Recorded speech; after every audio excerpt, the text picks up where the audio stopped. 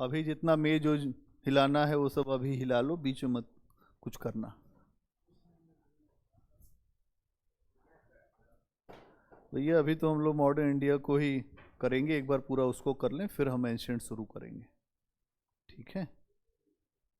उस दिन हम लोगों ने जो बात किया था,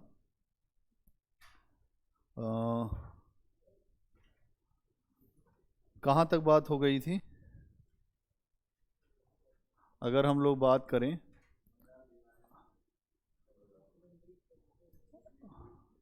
अभी इसको जब एंड करेंगे तो फिर उसके बाद एंशिएंट इंडिया से एक नया शुरू स्टार्ट करेंगे, तो वहाँ से आप लोग को एक वो रहेगा। अच्छा, मुस्लिम लीग हो गया था। अभी हम लोग ये बात कर रहे हैं कि भारत में हमने जो मॉडर्न इंडिया इन लोगों को पढ़ाया था उसमें कुछ बातें रह गई हैं, तो आपकी भी समझ बन जाएगी उससे। और फिर जब एकदम नया टॉपिक करेंगे तो फिर वहाँ से तो आप पूरा ही नया करोगे। अभी कुछ ऐसे टॉपिक्स हैं जो अभी इन लोगों के हो रहे हैं, उन्हीं में आप भी आगे कंटिन्यू करेंगे। तो हम लोग ये चर्चा कर रहे थे भारत में कि एक हमने फ्लो बनाया था, अगर आपको याद हो तो हमने ये कहा था कि आधुनिक भारत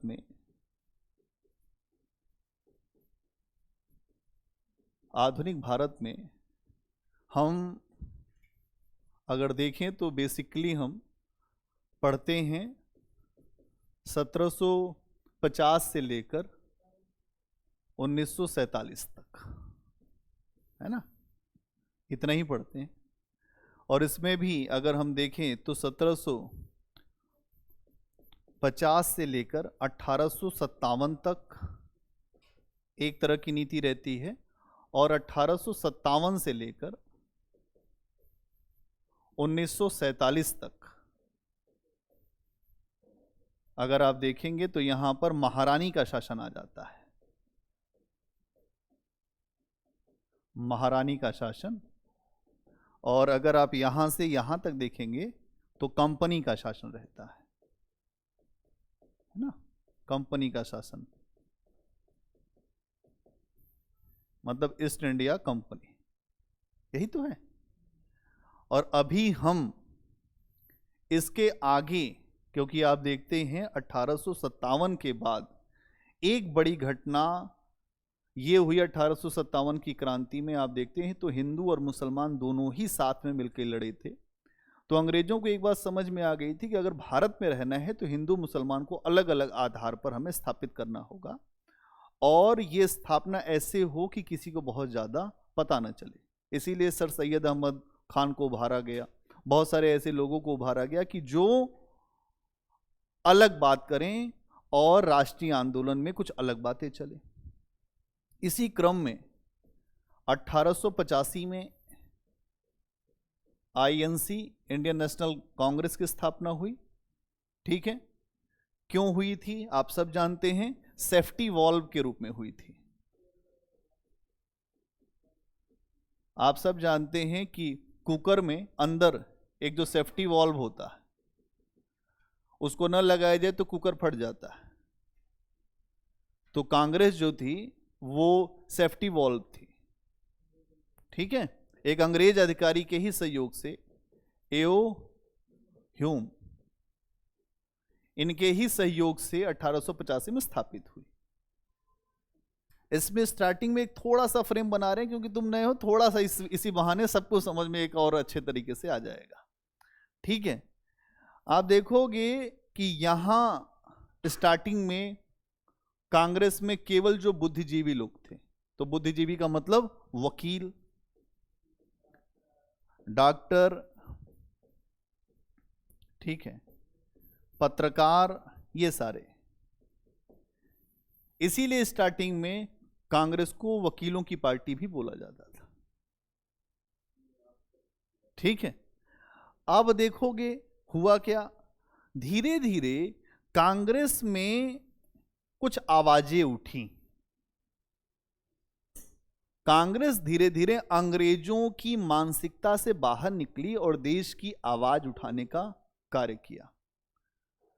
कांग्रेस में आरंभिक समय में एक बात रखी गई कि अंग्रेज जो हैं बहुत न्यायप्रिय हैं और हमें वो बहुत सारे अधिकार दे सकते हैं, हमारे जीवन में अच्छाई कुछ ला सकते हैं। इसलिए आरंभिक समय में कांग्रेस के द्वारा संवैधानिक सुधारों की बात की गई।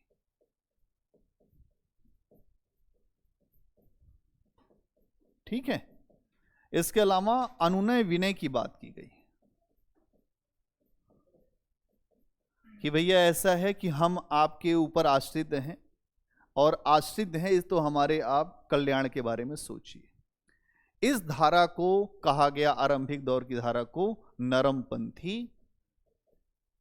या उदारवादी। लेकिन धीरे धीरे धीरे धीरे धीरे धीरे आप 1885 से 1905 तक आते आते जो युवा वर्ग था, कौन? युवा। युवा के नाम में ही शक्ति है। जो युवा वर्ग था वो इन बातों पर बहुत विश्वास नहीं करता था। इसमें आमतौर पर जो नरमपंथी में आप देखेंगे, दादा भाई नौरोजी, ठीक है, फिरोज शाह मेहता,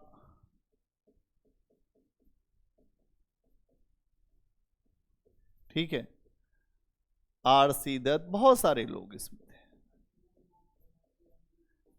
एस.एन. बनर्जी,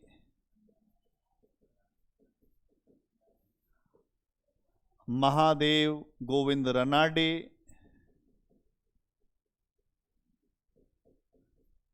ये सब थे, बहुत सारे नेता। एक इनका यही विश्वास था कि अंग्रेज जो हैं वो संवैधानिक हमें आधार दें, हमें थोड़ा आगे बढ़ने के अवसर दें और हम लोग बेहतर जीवन जिए। इनके अंदर अंग्रेजों की न्यायप्रियता पर विश्वास था। लेकिन ये धीरे धीरे इस बात को, अगर आप देखेंगे, इनकी इस रणनीति को, जो युवा वर्ग था भारत में, उनको अच्छा नहीं लग रहा था कि ये बार बार अन्य विनय करते हैं लेकिन कुछ मिल नहीं रहा। और फिर इन युवाओं ने यह कहना शुरू किया कि हमें अपनी बातें इस तरीके से नहीं करनी है, हमें आंदोलन के माध्यम से अपनी बातें रखनी है, आंदोलन के माध्यम से, धरना के माध्यम से, ये सारी चीजें करनी है। ऐसे वर्ग को कहा गया गर्मपंथी, या आप कह सकते हो उग्रवादी या उग्रपंथी। नरमपंथी, उग्रपंथी। उग्र मतलब गुस्सा। क्या चल रहा है? तुम लोग मेढक की तरह से साल भर में एक बार बैठते हो, टर टर टर टर करते हो, फिर कुछ मिलता कुछ नहीं है। क्यों क्यों ऐसा हो रहा है? तो जो उग्रपंथी हैं उस बात पर विरोध करते हैं। अब इसमें हैं बाल गंगाधर तिलक,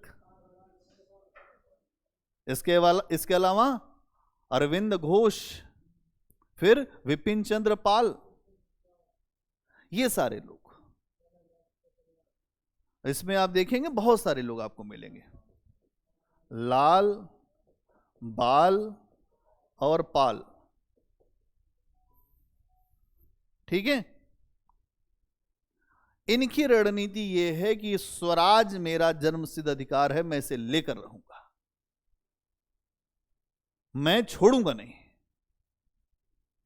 अब ये सारी चीजें चल रही हैं।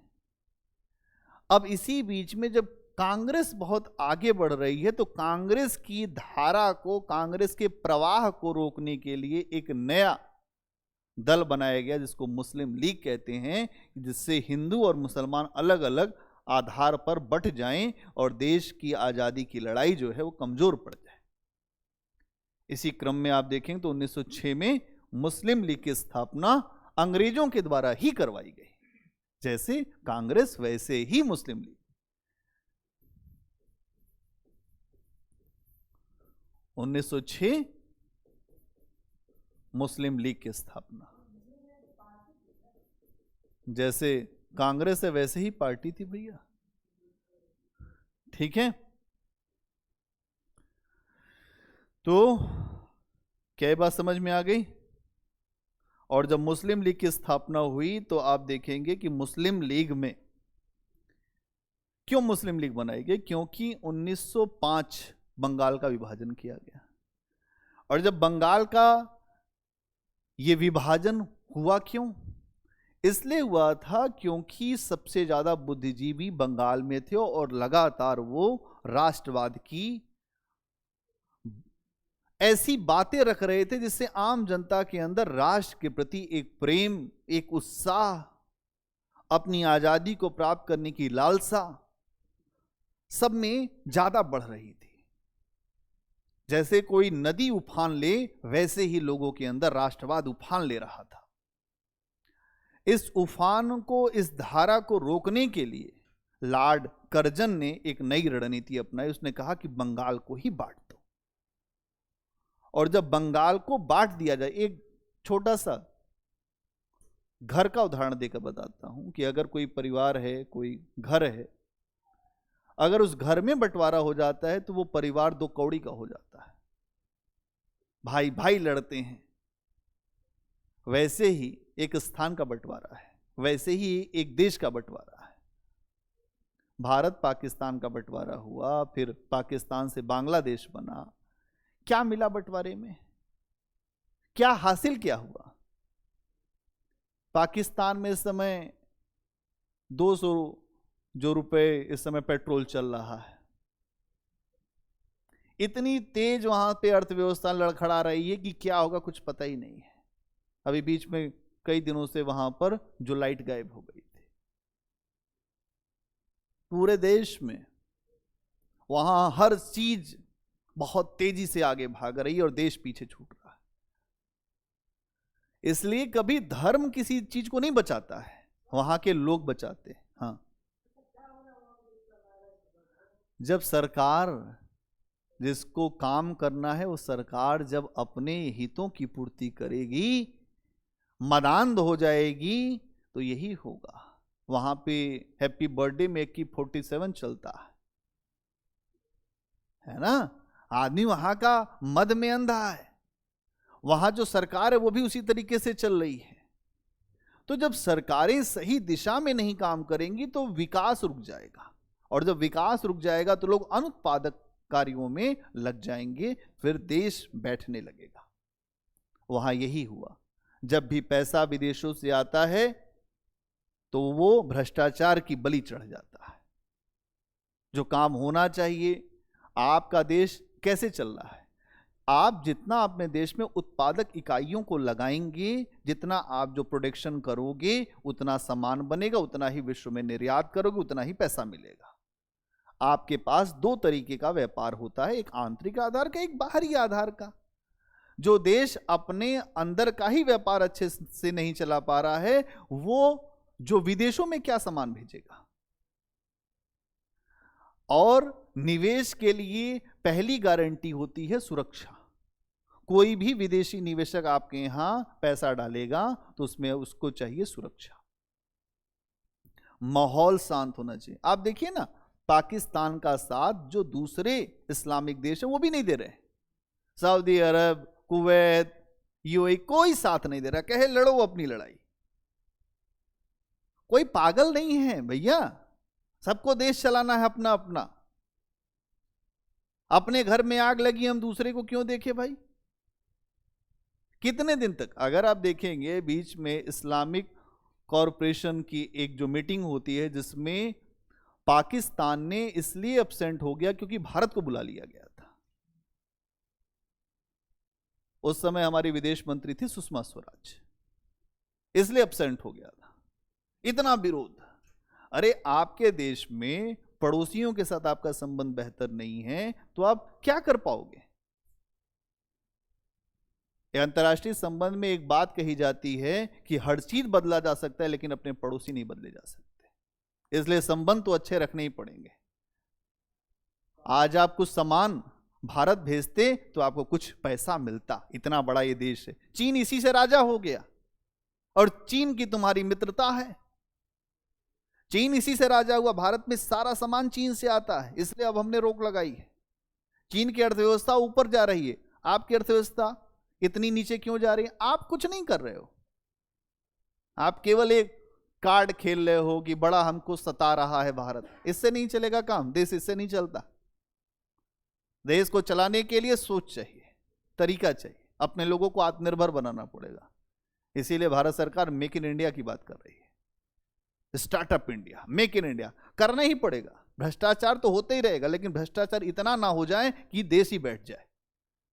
भ्रष्टाचार हर देश में है, कोई ऐसा देश नहीं जहां भ्रष्टाचार नहीं है, लेकिन उसके बाद भी आपको देश चलाने के लिए करना पड़ेगा और आप लोग खुद उसमें काम करेंगे। जापान विश्व की इसलिए महाशक्ति है कि जापान का बच्चा बच्चा काम करता है। पता है आपको, जापान में अगर किसी की नौकरी नहीं मिली उसके बाद भी वहां पे हर घर में काम होता है, हर घर काम के लिए जाना जाता है। जापान ऑटोमोबाइल क्षेत्र में कार के उत्पादन में सबसे ऊपर है। यहां लोग कह रहे हैं कि कार ऐसे बनाई, वहां खोल के ही अपने आप ही देख लेते हैं कि ऐसे बनती है कार।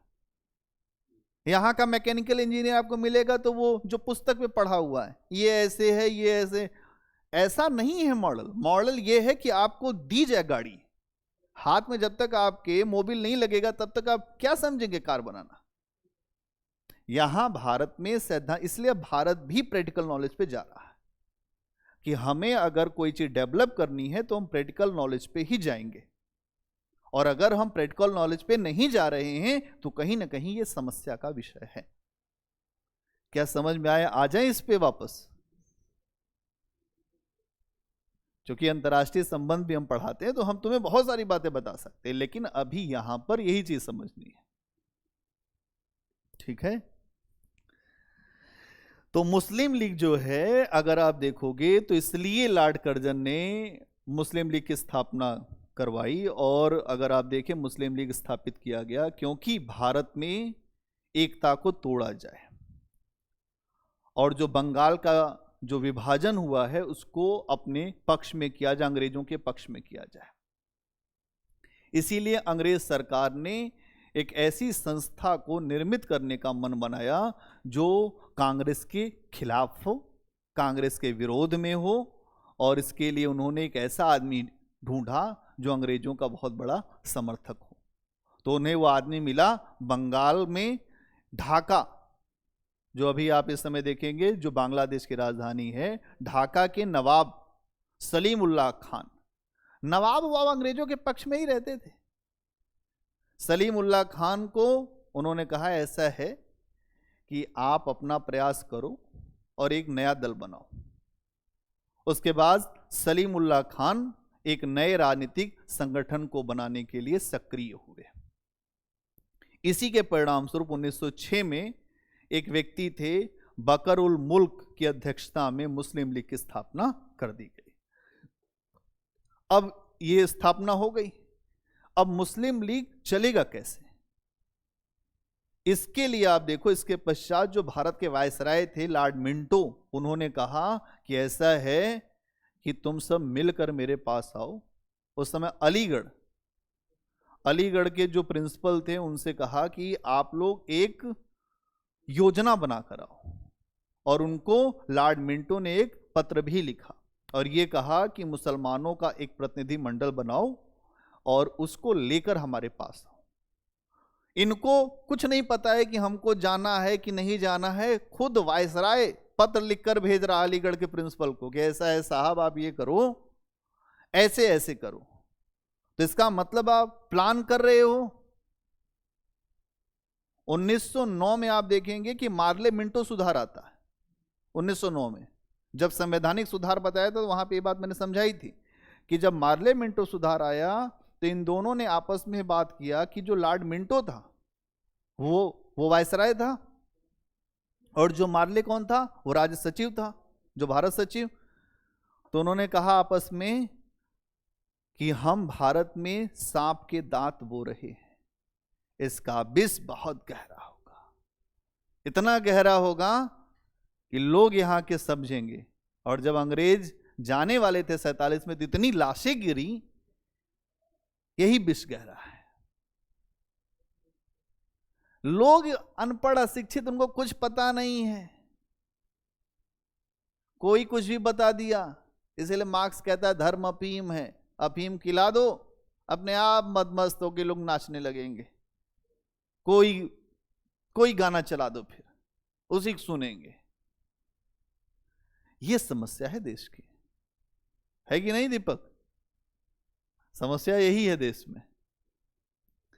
इसके अलावा आप देखेंगे कि यहां जो लॉर्ड मिंटो था, उसने ये कहा कि कुछ ऐसी बातें हमारे सामने रखना जो आपके लिए अनुकूल हो। तो ये जो प्रतिनिधिमंडल 1906 में आगा खां के नेतृत्व में एक प्रतिनिधिमंडल वायसराय से मिलने गया, उसने 3 बातें रखी और यहीं से भारत के विभाजन का बीज पड़ गया। पहला, अलग से निर्वाचन क्षेत्र, जो पृथक निर्वाचन क्षेत्र। हां, मुस्लिम लीग अलग से अलग जो पृथक निर्वाचन क्षेत्र, कि मुसलमानों का अलग से निर्वाचन ही होगा जहां मुस्लिम आबादी।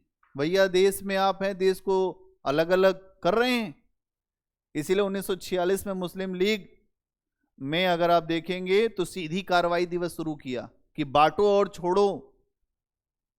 और मोहम्मद अली जिन्ना जब देश का बंटवारा करा ले गए तो उन्हीं के पाकिस्तान में 2 घंटे तक उनको एम्बुलेंस में छोड़े रखा मरने के लिए। वो राष्ट्रपिता हैं वहां के। आपको एक बात बताऊं कि जो इस तरह का काम करके कुछ भी बंटवारा करवाता है, उसकी मृत्यु बड़ी खतरनाक होती है। कहते हैं जो एम्बुलेंस में उनको लेकर जा रहे थे, उसका पेट्रोल ही खत्म हो गया, खड़ी रही एम्बुलेंस। राष्ट्राध्यक्ष के साथ अगर ऐसा काम करोगे तो क्या ही चलेगा देश। एक मैं आर्टिकल पढ़ रहा था, मतलब आप ये सोचिए कि कितना गलत। बीच में महात्मा गांधी इतना उत्साहित, उन्होंने कहा मोहम्मद अली जिन्ना को ही प्रधानमंत्री बना दो अगर देश का बंटवारा रुकता है तो। लेकिन कहे नहीं, मुझे देश का प्रधानमंत्री भी नहीं बनना है, अलग देश चाहिए। और जब अलग देश चाहिए तो समस्याएं खड़ी हुई। तो यहां आप देखेंगे कि ये समस्याएं सामने आती हैं। कांग्रेस बुद्धिजीवी, बहुत बुद्धिजीवी था भैया, वो कभी दाढ़ी नहीं रखा, हमेशा वो क्लीन शेप। सुअर का मांस कोई नहीं खाता तो वो उसको खाते थे, उनके लिए कोई उसका मतलब नहीं था। ये सब चीजें जो हैं ये अबोध लोगों के लिए, उनके लिए सब कुछ नहीं है, बड़े लोगों के लिए कभी भी नहीं रहा है। सारी, मैं एक हमेशा इस अपनी क्लास में अक्सर एक नियम देता हूं, जो कुछ मान्यताएं हैं, परंपराएं हैं, ये ऊपर और नीचे वालों के लिए होती ही नहीं। ये केवल जो बीच वाले हैं वही झेलते रहते हैं और वही लड़ते भी हैं और वही उसमें मरते भी हैं। ऊपर वाले लोगों के लिए कोई धर्म कर्म नहीं है। और किसी धर्म, उनको अगर हो गया प्रेम तो किसी शादी कर लें, आज के समय में भी करते ही हैं, आप देख लो। कोई है बोलने वाला उनको? अभी कोई जो बीच में कर ले तो उसकी गर्दन उतार लेंगे, है ही है। तो समस्या समाज में इस बात की है। अभी रुको, दूसरा पॉइंट क्या है इसमें, कि विधानमंडल में मुसलमानों को जनसंख्या के अनुपात में स्थान दिया जाए, कि जो विधानमंडल है, विधानमंडल में मुसलमानों को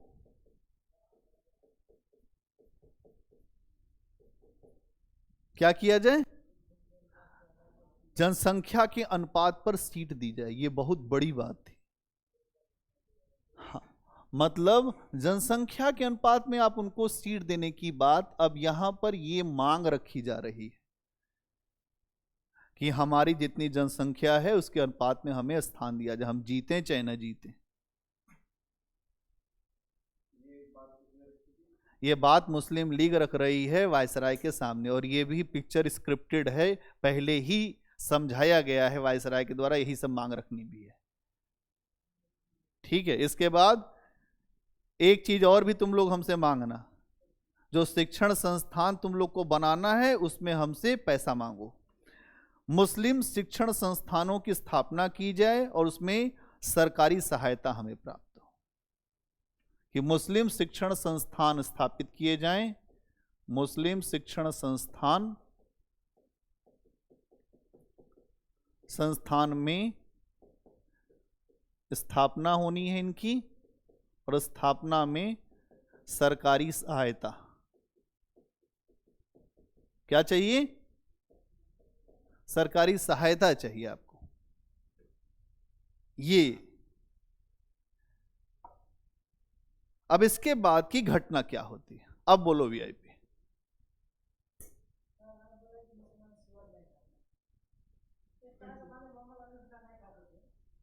प्रश्न पे आओ, मूल पे जितना हमें इतना वो मत बताओ। हाँ बताओ सीधे। भैया ये हमने पुस्तक में पढ़ा है, भगवान जाने उसमें और क्या था। हाँ आगे बताओ। लेकिन इस्लाम में वर्जित है। हाँ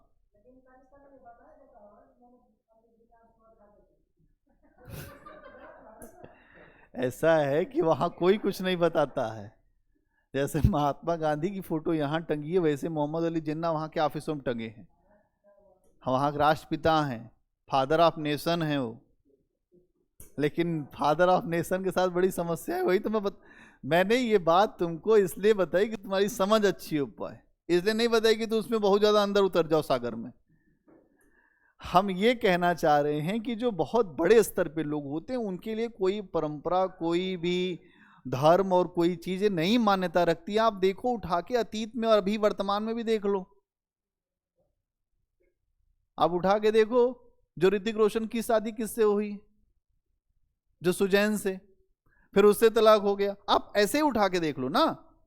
बड़े आदमी के लिए कोई समस्या नहीं, उनको कोई दोष लगते ही नहीं है। बड़े आदमी के लिए कोई दोष होता ही नहीं है, सारा दोष बीच वालों के लिए है, सारा पाप उन्हीं को लगता है। बड़े आदमी किसी को छू लेते हैं तो वो सब पवित्र हो जाता है, अच्छा करे बुरा करें चाहे जो करे। अभी मैं आपको बताऊंगा कि जब देश का विभाजन हुआ था तो समस्याएं क्या हुई। सभी आदमी अपने अपने हितों से संचालित थे, इसीलिए देश को बांटा था। गरीब आदमी को इसलिए मार दिया गया कि गरीब आदमी अपनी मातृभूमि से जुड़ा हुआ था, जिसकी जो जगह थी वो छोड़ के जाना नहीं चाहता था। और जब जगह नहीं छोड़ के आप जाओगे तो क्या आपको कोई उस स्थान पर रहने देगा? क्या? जितने जो दंगे हुए इसलिए हुए कि वो जगह खाली करा ली जाए, इसलिए मारा गया। मैं बताऊंगा जब विभाजन तो आपको समझ में आएगा कि अपराध सबका है। ऐसा नहीं कि एक पक्ष बहुत अच्छा और दूसरा पक्ष ही खराब, दोनों ही पक्ष खराब है। आम आदमी का मतलब नहीं है।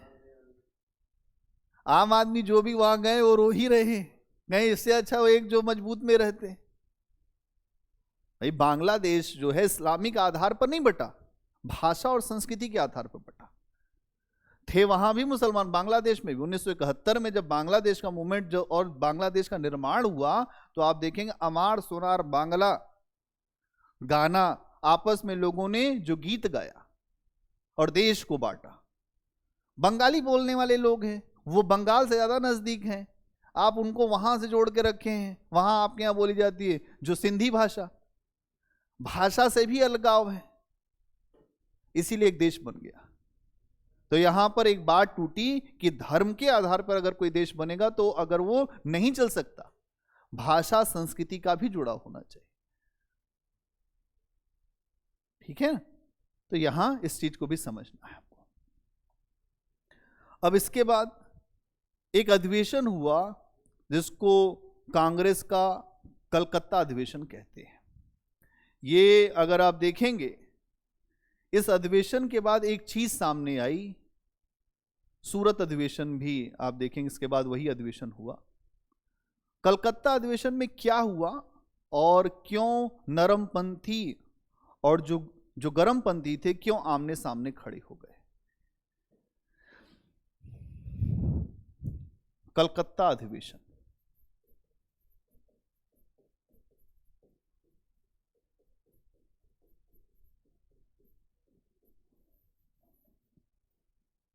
कलकत्ता अधिवेशन क्या है और इसमें अगर आप देखें तो आपको दिखाई देगा कि 1905 में जब बंगाल का विभाजन हुआ तो दो मुद्दे खड़े हुए थे, स्वदेशी और बहिष्कार। क्या याद है? स्वदेशी और बहिष्कार। यह मुद्दा इतना बढ़ा था कि इस मुद्दे को लेकर नरमपंथी ये कहते थे कि ये मामला केवल जो है बंगाल तक सीमित रहे। कहां तक सीमित रहे? ठीक है, लेकिन अगर आप ये देखोगे कि इसी मुद्दे को जो गर्मपंथी थे वो क्या चाहते थे, गर्मपंथियों का यह मानना था कि यह मुद्दा पूरे भारत में विस्तृत हो, पूरे भारत में फैल जाए। इस मुद्दे को लेकर आपस में तल्ख टिप्पणियां चल रही थी, एक दूसरे को बोलने का प्रयास किया जा रहा था। गर्मपंथी और नरमपंथी आपस में संघर्षरत थे और इनके जो मतभेद हैं, जो इनकी समस्याएं हैं, वो खुलकर सामने आ रही थी। ठीक है, और ये समस्याएं इतनी ज्यादा बढ़ गई कि आगे चल के इतनी समस्याएं खड़ी हुई कि इनके बीच में बंटवारा हो गया। कांग्रेस दो हिस्सों में टूट गई।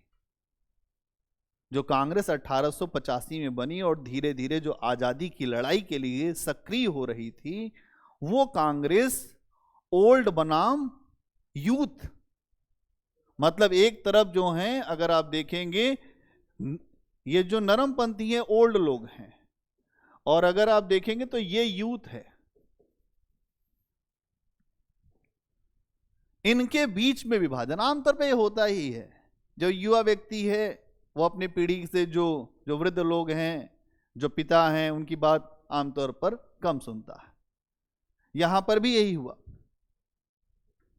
नरमपंथियों की पूरी इच्छा थी कि ऐसा है कि अभी पूरा आंदोलन मैच्योर नहीं हुआ है, अभी इस मुद्दे को बंगाल तक सीमित रखो। स्वदेशी बहिष्कार क्या है? स्वदेशी का मतलब क्या होता है बताना?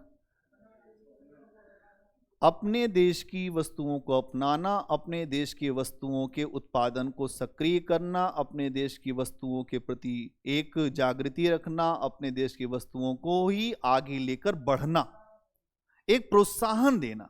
और जब प्रोत्साहन देने की हम बात करते हैं तो चीजें बढ़ती हैं, और जब हम प्रोत्साहन नहीं देते हैं तो वो चीजें बढ़ नहीं पाती हैं। यहां अपने देश को बेहतर करने का प्रयास है, और जब बेहतर करने का हम प्रयास करते हैं तो हम बात करते हैं स्वदेशी की। आज भारत क्या कर रहा है? स्वदेशी की ही तो बात कर रहे हैं। जब हम ये कहते हैं लोकल को वोकल दो, लोकल चीजों को आवाज दो। सरकार ये क्या कह रही है? मेक इन इंडिया, अपनी चीजें बनाओ। क्यों? क्योंकि हम दूसरे पर निर्भर कम हो, और जब हम निर्भर कम होंगे तो हमारी अर्थव्यवस्था अपने आप सक्षम होगी, और जब अर्थव्यवस्था सक्षम होगी तो हम चीजों को बेहतर कर पाएंगे। और अर्थव्यवस्था में अगर सक्षमता नहीं होगी तो क्या हम अपनी चीजों को अच्छा कर पाएंगे? क्या ये है स्वदेशी। और क्या है? बहिष्कार। क्या है बहिष्कार? क्या होता है बताओ? मतलब आप ये देखो कि अभी आपने हाल फिलहाल के उदाहरण से समझाते हैं, हमारा और चीन का संघर्ष खड़ा हुआ, हमारे सैनिकों को जो मार दिया चीनी सैनिकों ने। हमने क्या किया?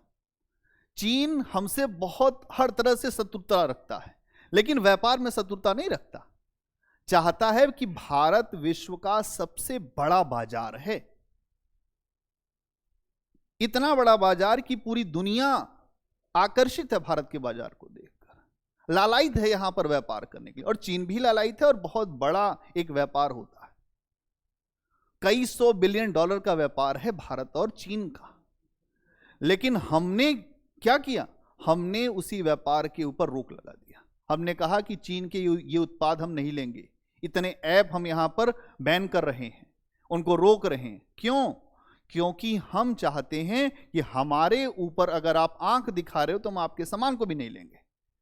चीनी वस्तुओं को हमने आग लगा दिया, उनकी होली जलाई, और जब होली जलाई तो चीन में असर हुआ कि ऐसा है, लड़ाई मत छेड़ देना, नहीं तो सब कुछ तबाह हो जाएगा। आज अगर किसी देश की अर्थव्यवस्था तबाह हो जाए तो देश तबाह हो जाएगा। और मैंने आपको बताया पाकिस्तान के साथ यही मामला है। उसका सबसे बड़ा जो प्रतिस्पर्धी कौन है? भारत। वो संघर्ष करता है भारत के साथ। भारत बहुत अलग लेवल पे है। आप अपना जो विदेशी कोष देखोगे तो वो भी बहुत अच्छी स्थिति में है कि नहीं?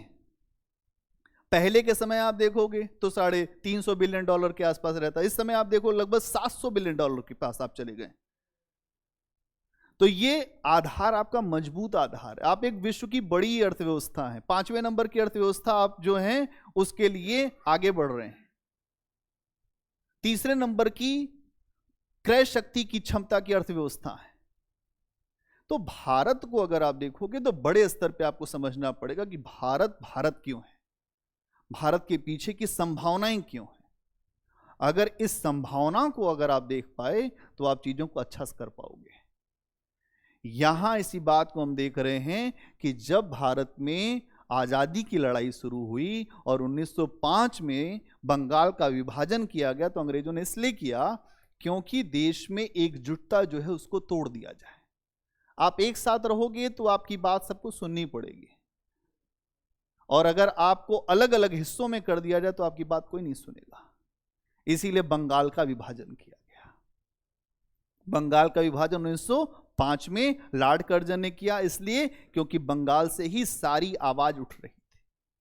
और वहीं फिर जब विभाजन हुआ तो रविन्द्रनाथ टैगोर ने कहा कि हम इस दिवस को रक्षाबंधन दिवस के रूप में मनाएंगे, हम इस दिवस को आपस में मेल जोल के रूप में मनाएंगे, कि हम अलग नहीं होंगे। राखी बांधी गई एक दूसरे को, और यह कहा गया कि ठीक है अंग्रेजों ने हमारे इस हिस्से को बांट दिया लेकिन हम अलग नहीं होंगे। और फिर वहीं से मुद्दा खड़ा हुआ स्वदेशी और बहिष्कार का, और यही मुद्दा आगे चलकर महात्मा गांधी के आने के बाद भी बहुत सक्रिय होगा। स्वदेशी को ही लेकर तो महात्मा गांधी ने कहा कि हमें रचनात्मक कार्यक्रम करना है, अपना कपड़ा खुद से बना के पहनना है कि नहीं? इसीलिए गांधी जी सबको जोड़ पाए, और खास तौर से महिलाओं को जोड़ पाए। जो महिलाएं आजादी की लड़ाई में शामिल नहीं होती थी, उनकी अहिंसक जो रणनीति थी उसके कारण लड़ाई में शामिल हो पाए, और शामिल होने के बाद उन्होंने हर चीज देखा, और देश का जो वर्ग था जो कांग्रेस से दूर था, उस वर्ग को कांग्रेस में शामिल कराया। गांधी जी ने एक बात कही थी कि मैं तब तक किसी भी राजनीतिक दल में नहीं जा सकता जब तक मैं अपनी नीतियों से उसे प्रभावित न करूं, और यदि मैं वहां जाऊंगा तो मेरी नीतियां भी वहां चलेंगी, और अगर उसको ये लगता है कि वो मेरी नीतियों से, उसकी नीतियों से मैं संचालित होऊंगा, तो मैं कांग्रेस में जाऊंगा ही नहीं। इस आधार पर गांधी जी कांग्रेस में घुसे थे, और जब अंदर गए तो उन्होंने बहुत सारी चीजों को देखा, क्योंकि 1915 में गांधी जी आए देश में, 1917 से आंदोलन में सक्रिय हो गए, और फिर आप देखेंगे 17 से लेकर जो 27, 10 साल, 27 से लेकर 37, और उसके बाद 47, 30 साल के अंदर देश आजाद हो गया। प्रश्न आया वो यूपीएससी में कि यदि महात्मा गांधी न होते तो भारत की आजादी का स्वरूप क्या होता। गांधी न होते तो देश की आजादी तो मिलती ही मिलती, क्योंकि वैश्विक परिस्थितियां भी थी। अब विश्व इतिहास जुड़ जाएगा। दूसरा, महासमर चल रहा था, महायुद्ध चल रहा था 1939 से 1945, और 1945 तक आते आते विश्व के अधिकतर देश, जैसे अमेरिका एक महाशक्ति के रूप में उभर गया था। अमेरिका, सोवियत संघ, ये सारे देश ये कह रहे थे कि हमें ऐसे देशों को आजाद करना पड़ेगा जो गुलाम है। आजादी तो वैसे भी मिलती, लेकिन हमारे आजादी का रूप क्या होता, ये अलग बात होती। तो गांधी के रहने से हम एक ऐसे देश के रूप में हैं कि हमने अपने चरित्र को सबको लिए, सभी हमारे देश में शामिल हो सकते हैं। वसुधैव कुटुंबकम की बात, सबको साथ लेकर चलने की बात हमने रखी है। तो आपको समझ में आया? तो स्वदेशी और जो बहिष्कार का मुद्दा ये है, बहिष्कार हमेशा विदेशी वस्तुओं का बंगाल में इसलिए किया गया क्योंकि भारत में ब्रिटेन से आने वाले बहुत सारे कपड़े भर चुके थे मार्केट में। ऐसे समझो ये मार्केट है, ये मार्केट है, यहां पर आपके व्यापारी बैठे हुए हैं, ठीक है, इनके अपने अपने कुछ कुछ हैं प्रोडक्ट, ठीक है। एक यहीं से कोई दूसरा व्यक्ति आया, आपके प्रोडक्ट की कीमत 1 रुपए है और इनकी कीमत है 30 पैसे, प्लस अच्छे भी हैं, भले ही आपके देश के लोग होंगे लेकिन वो इसी को ही खरीदेंगे। अंग्रेजों ने यही काम किया भारत में। भारत पूरी दुनिया का कपड़े का सबसे अच्छा उत्पादक देश रहा है। भारत के कपड़े इतने अच्छे थे कि प्लीनी, अब देखो एंशिएंट में चल रहे हैं, प्लीनी जैसा इतिहासकार रोम में बैठा है, वो कहता है मैं रो रहा हूं। तो लोगों ने पूछा क्यों रोते हो भाई तुम? कहे यार हमारे यहां भारत के कपड़े जो हैं वो हर जगह पहुंच गए, बेडरूम तक पहुंच गए, हमारे अलमारियों में सब जगह उन्हीं के कपड़े हैं, इतना सोना जा रहा है भारत में, मैं इसलिए रोता हूं। भारत के कपड़े इतने अच्छे थे कि एक अंगूठी से आप उसको निकाल सकते हैं, इतने बढ़िया कपड़े। इसीलिए अंग्रेजों ने यहां पे अंगूठे कटवा लिए, जो बुनकर थे उनके अंगूठे कटवा लिए, अच्छे कपड़े बनाने वाले के अंगूठे कटवा लिए। उसको कहते हैं ददनी प्रथा। पेशगी में आपको पैसा दिया, इतना ही कपड़ा बनाओगे, इससे ज्यादा बनाओगे तो फिर तुम्हारी गर्दन उतार लेंगे। इस तरीके से उन्होंने भारत के मार्केट को खा लिया और फिर एक अपना मार्केट खड़ा किया, और सारा पैसा अगर भारत के व्यापारियों को मिलता तो भारत में ही तो पैसा खर्च होता। मेरे इस बात को समझो, अगर पैसा भारत के लोगों को मिलता तो भारत में ही खर्च होता, यहां की अर्थव्यवस्था जो है वो मजबूत होती। लेकिन ये पैसा इधर चला गया, और जब इधर चला गया तो ये पैसा सीधे ब्रिटेन निकल गया। इसको कहते हैं धन निष्कासन, ड्रेन ऑफ वेल्थ।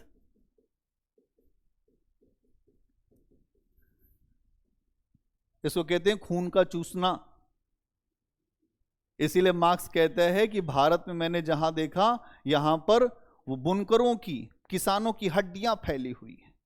इतना शोषण किया अंग्रेजों ने, अभी भी हम सुधरे नहीं हैं, अभी भी हमारे अंदर एकता नहीं आ रही है। ऐसी अनेकता की वजह से हम 200 साल अंग्रेजों के गुलाम रहे, लेकिन बुद्धि हमारी अभी खुली नहीं है। अभी भी हम क्या कहते हैं, अलग अलग जातियों की टोपी पहनते, पहनते नहीं पहनते? हमारी जाति, हमारी जाति, इसकी टोपी, हमारा धर्म, हमारी टोपी। पेट नहीं भरा है ना अभी और भी कुछ बाकी है। तो यहां पर यह समस्या है। इसको धन निष्कासन को अनिष्टों का अनिष्ट कहा है दादा भाई नौरोजी ने, कि ये अनिष्टों का भी अनिष्ट है। जिस देश में इतनी गरीबी हो, वहां का सारा पैसा तुम उड़ा ले जा रहे हो, तो फिर इस देश का क्या होगा? इस देश के लिए कुछ बचा ही नहीं। सारी समस्याएं यहीं खड़ी कर दिया तुमने, और जब समस्याएं तुम्हारे द्वारा उत्पन्न की गई हैं तो समस्याओं का निदान अब ढूंढना होगा।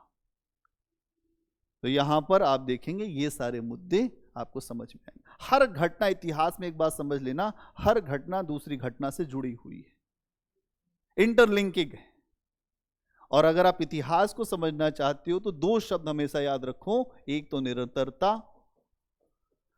और दूसरा परिवर्तन। अगर आपको जो निरंतरता की समझ है या परिवर्तन की समझ है तो आप इतिहास को समझ लोगे। ये टॉपिक आपके लिए एकदम नया है, लेकिन आप ये बताओ कि आपकी समझ बनी कि नहीं बनी?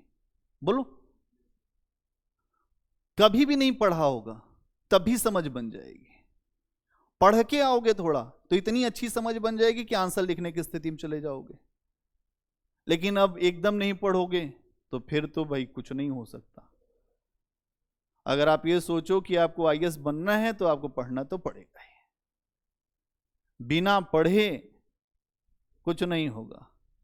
अगर आप चाहते हो कि देवासुर संग्राम में आप विजयी हो तो आपको भी हड्डियों का एक वज्र तैयार करना पड़ेगा। हड्डियों के वज्र का मतलब यह है कि अपने आप को तपाना पड़ेगा, पढ़ना पड़ेगा। तो यहां हम लोग वही काम कर रहे हैं। तो हमने देखा कलकत्ता अधिवेशन की चर्चा हम कर रहे थे। कलकत्ता अधिवेशन क्यों हुआ? तो हमने देखा कि 1905 में जो बंगाल का विभाजन हुआ था, बंगाल के विभाजन की समस्याओं को दूर करने के लिए दो वर्ग खड़े हो गए थे। एक तरफ थे जो नरमपंथी, जो चाहते थे कि ये जो मुद्दा है स्वदेशी बहिष्कार का, ये केवल बंगाल तक सीमित रहे। दूसरा वर्ग था जिनको कहते हैं उग्रपंथी या जो गर्मपंथी। ये कहते हैं भैया ये मुद्दा पूरे भारत में फैलना चाहिए, हम लोग को हल्के में लेते हो, युवा हर जगह है, युवा सहयोग करेगा। अभी तो यहाँ पे जो कुर्सी मेज चलेगा, अभी तो वो भी स्थिति बनेगी, अभी देखते जाओ। कांग्रेस का जो ऐसी स्थिति बन गई कि कांग्रेस के अंदर ही विरोध खड़ा हो गया। ठीक है, 1906 में कलकत्ता अधिवेशन हुआ। अध्यक्ष पद को लेकर दोनों ही समूहों के भीतर एक संघर्ष की परिस्थितियां बन गई। नरमपंथी चाहते थे कि हमारा बने, जो गर्मपंथी चाहते थे हमारा बने। लेकिन एक नाम जो है यहां पर नरमपंथियों ने एक चाल चली जिसके नाम पर आम सहमति बन जाए, तो नाम था दादा भाई नौरोजी का। दादा भाई नौरोजी जो थे ये बहुत ही लोकप्रिय थे और इनके नाम पर सहमति बन गई। दादा भाई नौरोजी के नाम पर सहमति बन गई और यहां पर यह बैठक हुई, अध्यक्ष बन गए।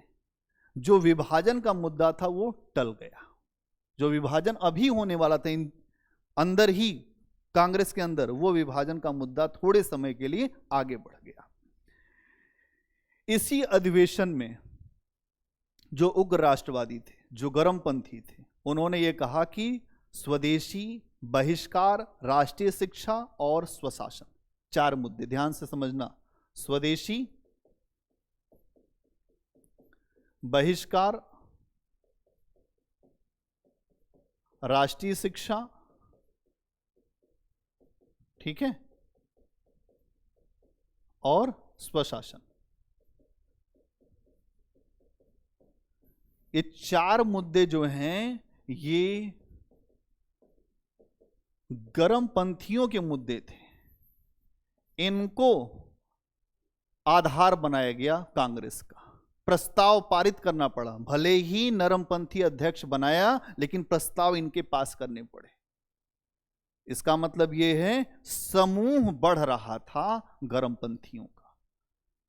मैंने आपको बताया कि नरमपंथी हमेशा यही कहते थे देश को आजादी मिलेगी, अंग्रेज बहुत अच्छे हैं, कितने अच्छे लोग हैं, हमको सभ्य बनाने के लिए। अंग्रेज भी कहते थे हाँ तुम सही कह रहे हो, पर तुम्हें सब बनाने ही आए हैं, तुम लोग एकदम जंगली टाइप के लोग हो। तो इनका यही विश्वास था कि अंग्रेज सही हैं, ये न्यायपरक हैं, न्याय देंगे ही देंगे। लेकिन थोड़े ही समय के बाद ये बात समझ में आई कि अंग्रेज न्याय नहीं देंगे।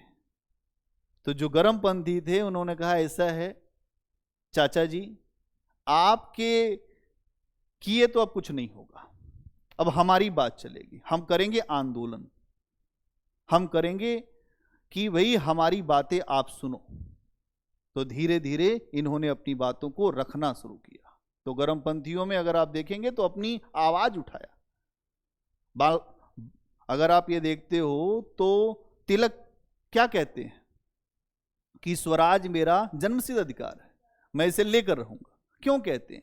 वो लोगों को प्रेरित करते हैं कि स्वराज मेरा अधिकार है स्वशासन लेने का, इससे नीचे तो मैं कोई बात ही नहीं करता।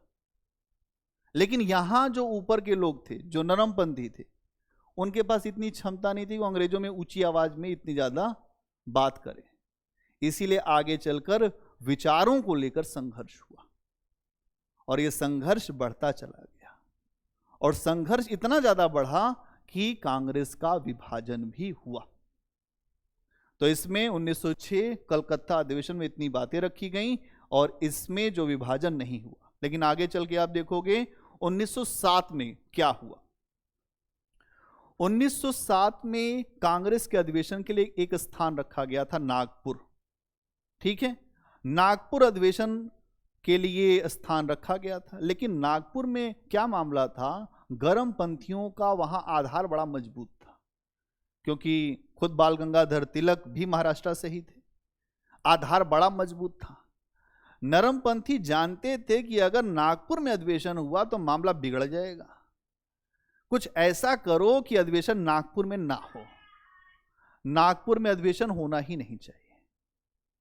तो उन्होंने अधिवेशन, अगर आप देखेंगे, इस अधिवेशन को नरमपंथियों ने सूरत में करवा दिया। अब जैसे ही सूरत में करवाया, गरमपंथी आग बबूला हो गए। इतनी हिम्मत, स्थान परिवर्तन करा दिया अगर हमारे आधार को देखकर। इसी अधिवेशन में अगर आप देखेंगे तो उदारवादियों ने रास बिहारी बोस, अभी तक आपने देखा तो दादा भाई नौरोजी, अब यहां रास बिहारी बोस को अध्यक्ष बनवा दिया। रास बिहारी बोस को जैसे अध्यक्ष बनाया गया, कांग्रेस दो हिस्सों में टूट गई। कांग्रेस के अंदर बड़ा विभाजन हुआ, बड़ी कुर्सी में चली, आपस में काफी लड़ाइयां हुई। जो उदारवादी थे वो वैसे तो अपने आप को नरमपंथी कहते थे, लेकिन उस दिन उन्होंने भी खूब कुर्सियां चलाई। दोनों पक्ष एक दूसरे के ऊपर कुर्सी प्रहार करते हैं और यहां से कांग्रेस का पहला विभाजन होता है। और आप देखेंगे 1908 में इस आंतरिक फूट का ही लाभ उठाकर बाल गंगाधर तिलक को जेल में डाल दिया गया। कहा गया तुम राजद्रोही हो, तुम जाओ जेल, क्योंकि तुम ही सबसे ज्यादा बोलते हो, तुम जाओ जेल। और उसके बाद 6 वर्ष के लिए उनको जेल में डाल दिया गया।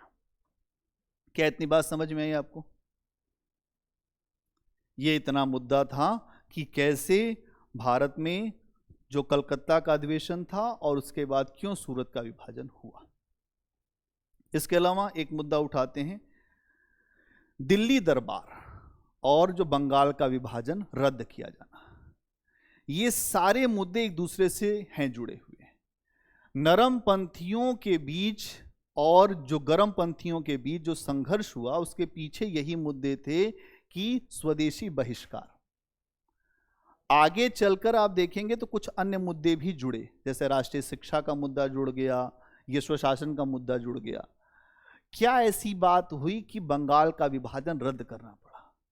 अंग्रेज क्यों दबाव में आ गए और अंग्रेजों ने क्यों एक ऐसा माहौल बनाया जिससे देश में विखंडनकारी शक्तियां ज्यादा शक्तिशाली हो?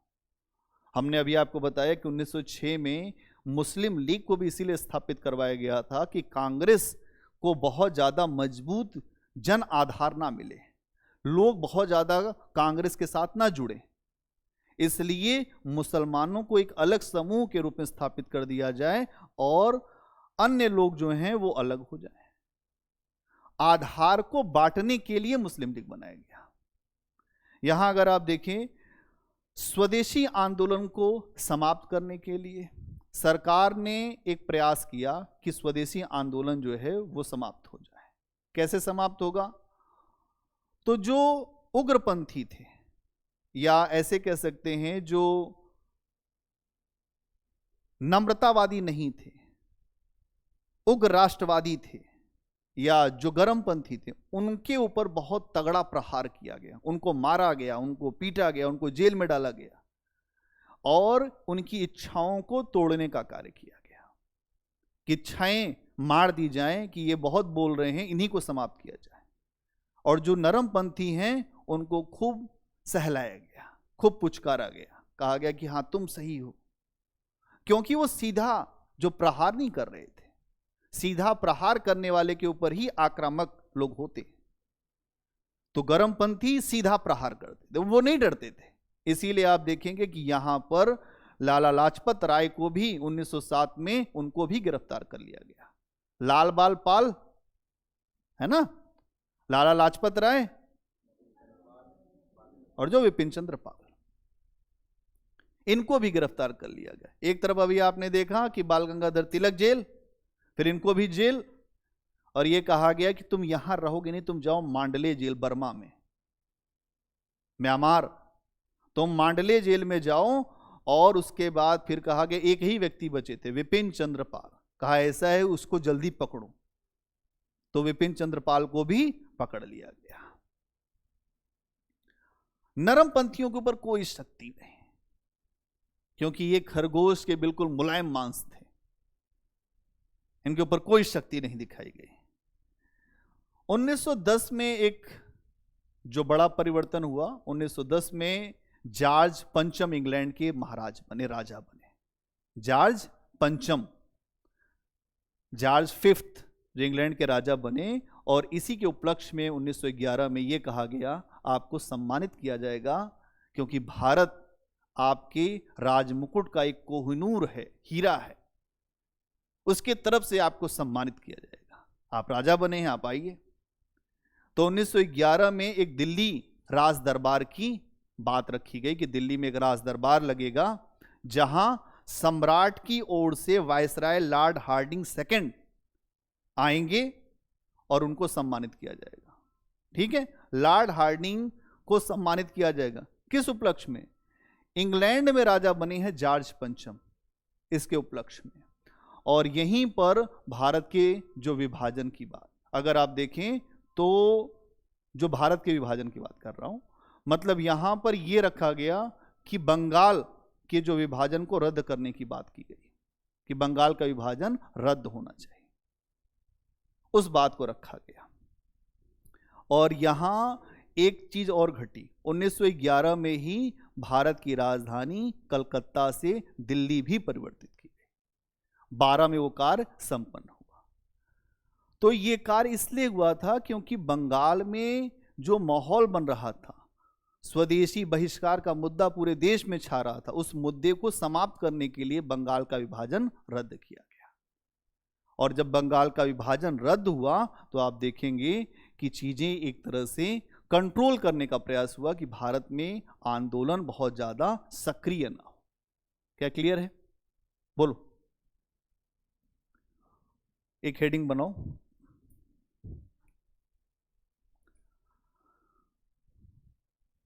कांग्रेस का कलकत्ता अधिवेशन, कांग्रेस का कलकत्ता अधिवेशन।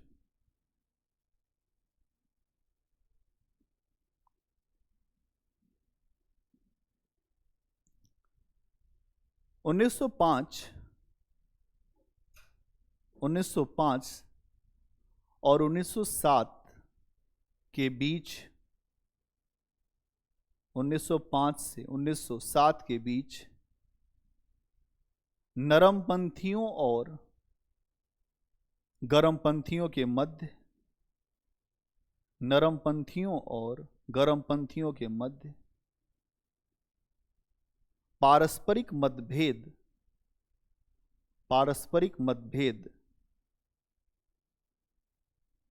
खुलकर सामने आने लगे थे, खुलकर सामने आने लगे थे। जहां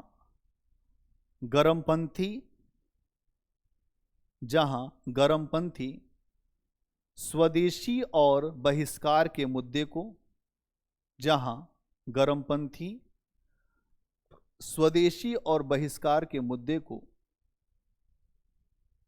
पूरे देश में फैलाना चाहते थे, वहीं नरमपंथी पूरे देश में फैलाना चाहते थे, वहीं नरमपंथी इस आंदोलन को बंगाल तक सीमित रखना चाहते थे, बंगाल तक सीमित रखना चाहते थे।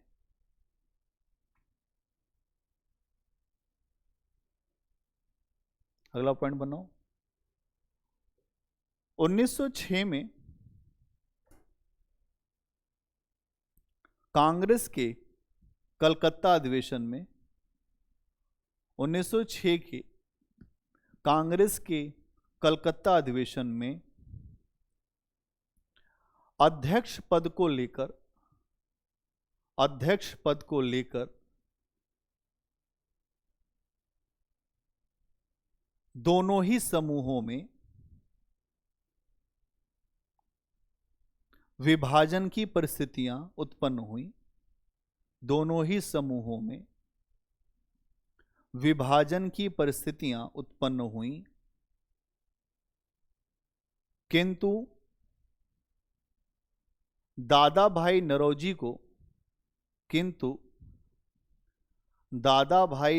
को अध्यक्ष बनाने से, किंतु दादा भाई नौरोजी को अध्यक्ष बनाने से यह मामला टल गया, यह मामला टल गया। नेक्स्ट पॉइंट,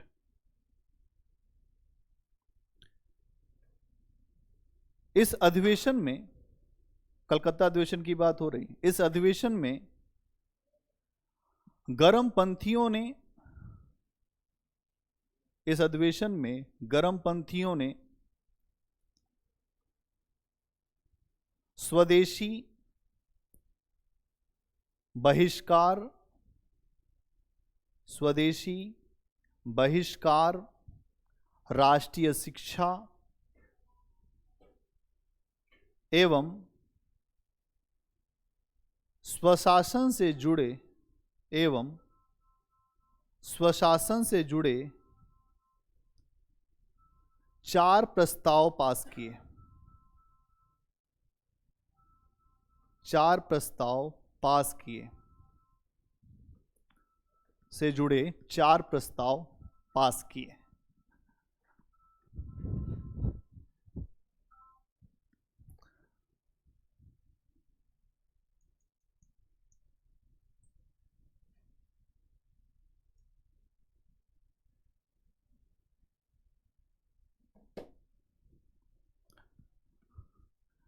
चार प्रस्ताव पास किए।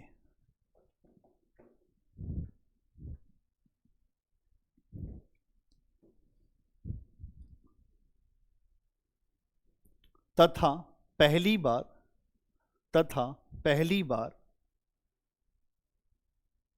स्वराज को राष्ट्रीय आंदोलन का, तथा पहली बार स्वराज को राष्ट्रीय आंदोलन का लक्ष्य घोषित किया गया, तथा पहली बार स्वराज को राष्ट्रीय आंदोलन का लक्ष्य घोषित किया गया। क्या होता है स्वराज? मतलब अपना राज्य, और इसे पहली बार अपना लक्ष्य घोषित किया गया, वो भी गर्मपंथियों के दबाव में। नरमपंथी भी नहीं चाहते थे, स्वराज को लक्ष्य घोषित किया गया। अगला पॉइंट, 1907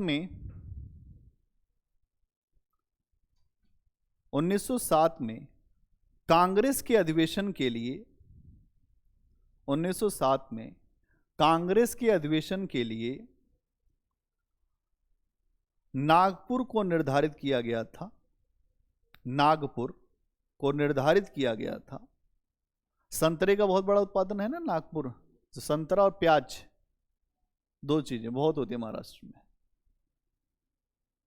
निर्धारित किया गया था, किंतु नरमपंथियों ने चालाकी से, किंतु नरमपंथियों ने चालाकी से स्थान परिवर्तित करके, स्थान परिवर्तित करके सूरत में करवा दिया।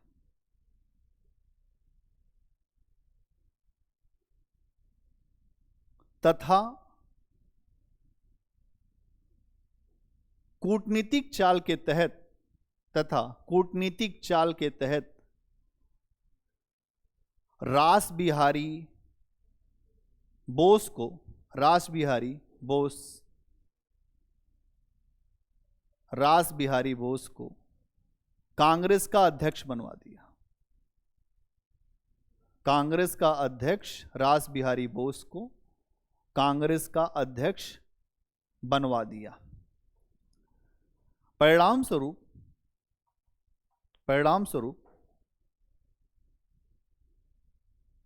बंगाल का विभाजन हुआ।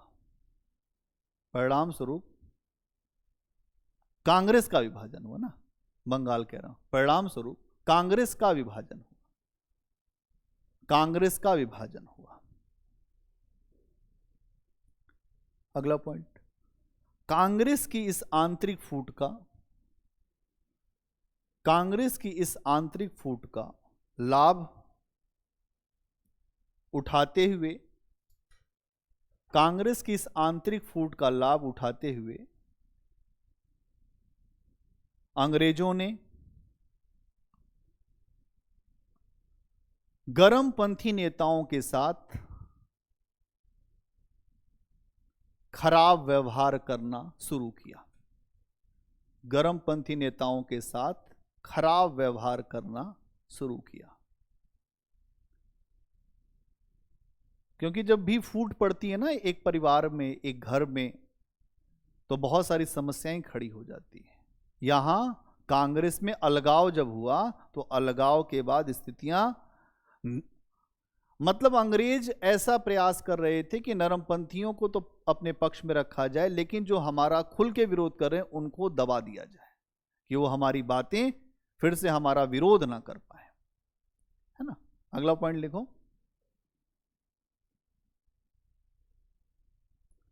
उदाहरण के लिए 1908 में बाल गंगाधर तिलक को, उदाहरण के लिए 1908 में बाल गंगाधर तिलक को राजद्रोह का आरोप लगाकर उन्हें 6 वर्ष की जेल में डाल दिया गया। राजद्रोह का आरोप लगाकर 6 वर्ष की जेल, 6 वर्ष की जेल की सजा दी गई।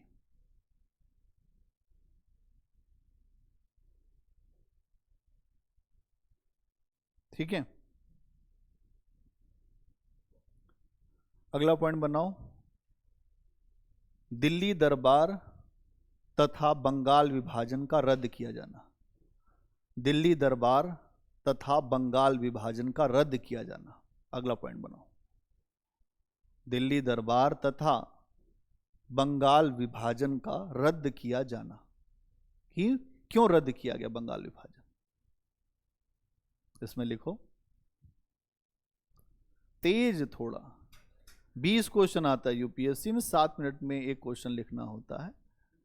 रफ्तार बनाओ, यहां इसीलिए लिखवाया जाता है। जब तक आप नहीं लिखोगे तब तक जो सरस्वती की कृपा नहीं मिलेगी आप।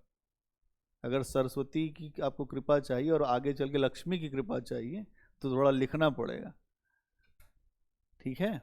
और नहीं लिखोगे तो काम फिर नहीं बनेगा। हाँ, मेन चैलेंज यही है कि उंगलियों में दर्द हो जाता है।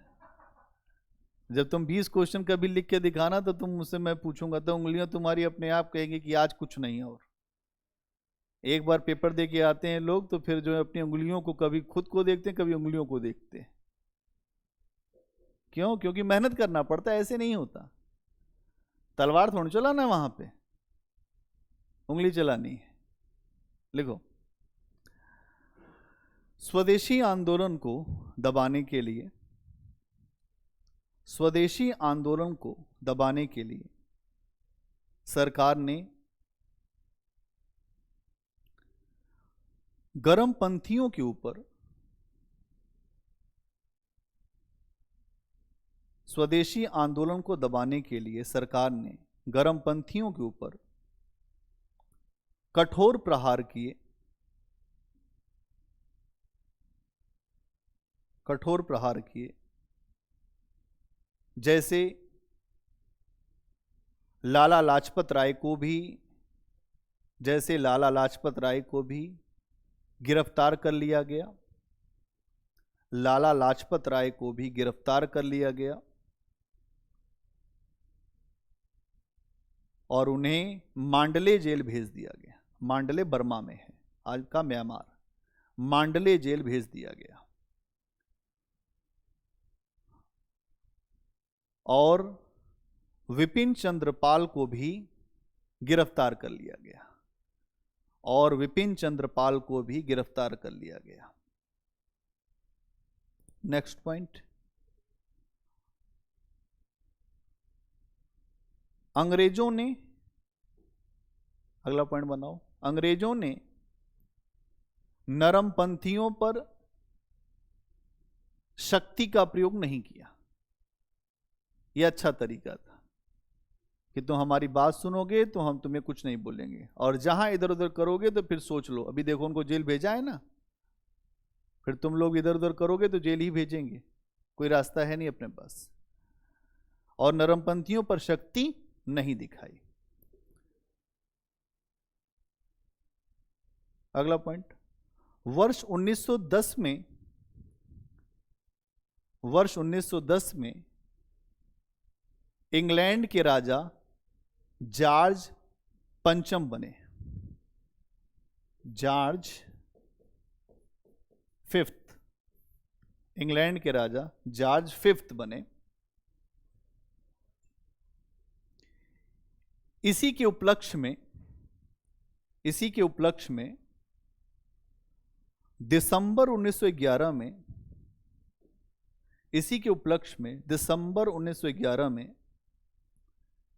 दिल्ली में एक राज दरबार का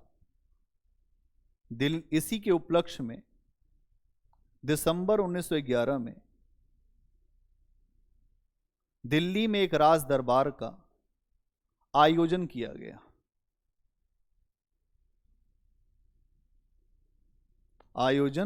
गया। अगर आप लोग कभी इधर से जाएं तो यहां एक पार्क है, कोरोनेशन पार्क, यहां पे जो निरंकारी के पास में है। वो पार्क उसी समय बना था। जॉर्ज पंचम के यहां आने और उनको उपाधि देने के कारण, उनको सम्मानित किए जाने के कारण यहां एक स्थान बनाया गया था जहां उनको सम्मानित किया जाना था। एक स्थान बनाया गया था, वो पार्क यहीं पे है, कोरोनेशन पार्क अभी भी है। आप कभी भी जाके देख सकते हैं, 1 किलोमीटर की दूरी पर है यहां से।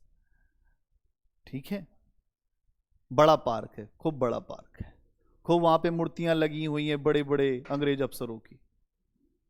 हाँ, मूर्तियां लगी हुई हैं खूब बड़े बड़े। नहीं, वो पूरा लिख लेते हैं, जहां भी जाना होता है वो सब लिख लेते हैं। क्या लिखा?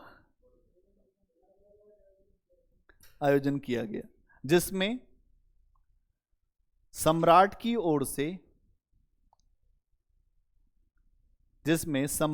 ओर से लॉर्ड हार्डिंग, ये वायसराय था भारत का, लॉर्ड हार्डिंग,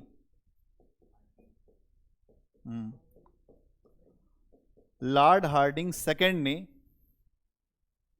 बंगाल विभाजन को रद्द किया। ये सारे प्रश्न आ चुके, स्टेट टू स्टेट में सारे प्रश्न आ चुके हैं। हाँ, बंगाल विभाजन रद्द किया।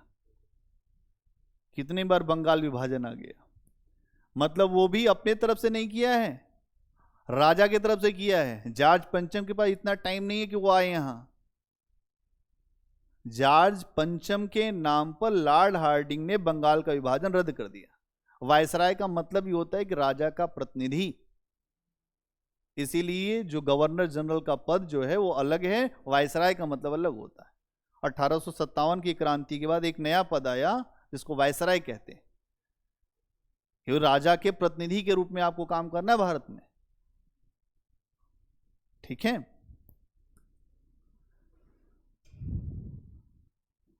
अगला पॉइंट बनाओ। 1911 में ही भारत की राजधानी 1911 में ही भारत की राजधानी कलकत्ता से हटाकर दिल्ली बनाने की घोषणा की गई। कलकत्ता से हटाकर दिल्ली बनाने की घोषणा की गई। और यह कार्य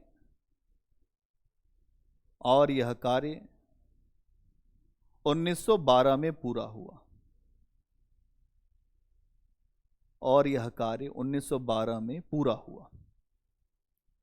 ठीक है, मतलब जो राजधानी का पूरा, अगर आपसे पूछा जाए कि इसका क्रियान्वयन कब हुआ तो 1912, निर्णय 1911। ठीक, हाँ, उसी ने चेंज करेगा, लॉर्ड हार्डिंग सेकेंड।